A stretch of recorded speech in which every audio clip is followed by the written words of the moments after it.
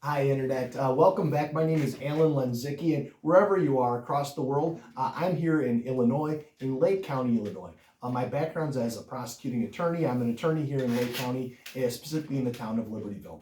I want to talk a little bit about my continuing, ongoing series of videos, the Order of Protection. Okay, in Illinois, the Order of Protection, as I've talked about, is an extremely powerful tool that people can avail themselves of. But the question from this video's perspective is, what do you do if you have been served with an order of protection? Okay, you are the respondent in an order of protection. So a little bit about civil cases. An order of protection is a civil case with a petitioner, who's the person that petitions to the court and tries to begin the order of protection, and the respondent.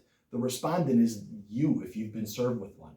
There's two different ways that a police officer can serve you. Either, well, knocking on the door and giving you the whole document, or knocking on the door and giving you a partial document. Okay, that's called the short form order.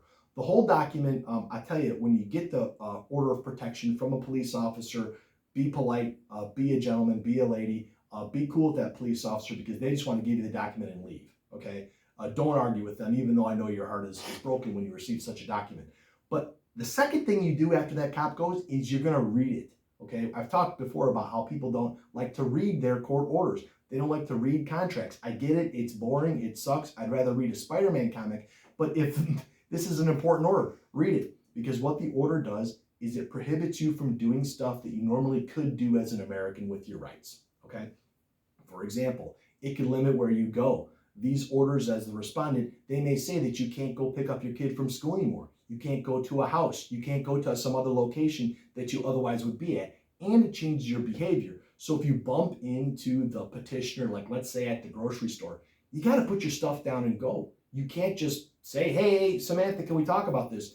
That's illegal. You would be arrested with a Class A misdemeanor order of protection violation. If you do second, it's also a Class A misdemeanor, but it's not punishable by supervision. And third and subsequent ones are felonies, right? You could be in prison. Like, what are you in for, man? Murder. What are you in for? Order of protection violation. Don't be that guy, okay? Or gal.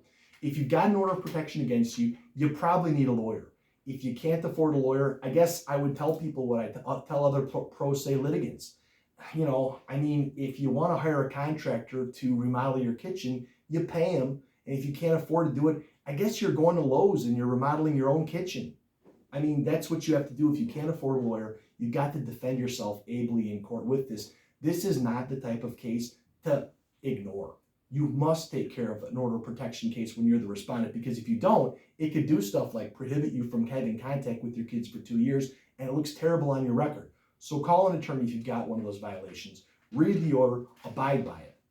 Now, when it comes time for a hearing on order of protection, you want to be organized. Sometimes some petitioners are trying to use orders of protection as, let's say, a leg up in a divorce case or a leg up in another family law case. It happens. Those types of abuses are, I think, sort of rare, but the court is always looking for those, and so are lawyers. We want to see if somebody is gilding the lily just to get an advantage in order of protection court, so that they could get an advantage in family law court. Okay, we don't like to see that. The courts don't like to see that, but sometimes the litigants do it. So anyway, pay attention to it, read it, get a lawyer's advice. If you can't get a lawyer to help you when you're the respondent in order of protection, you're going to have to do it ably yourself by getting organized and presenting a good case in court.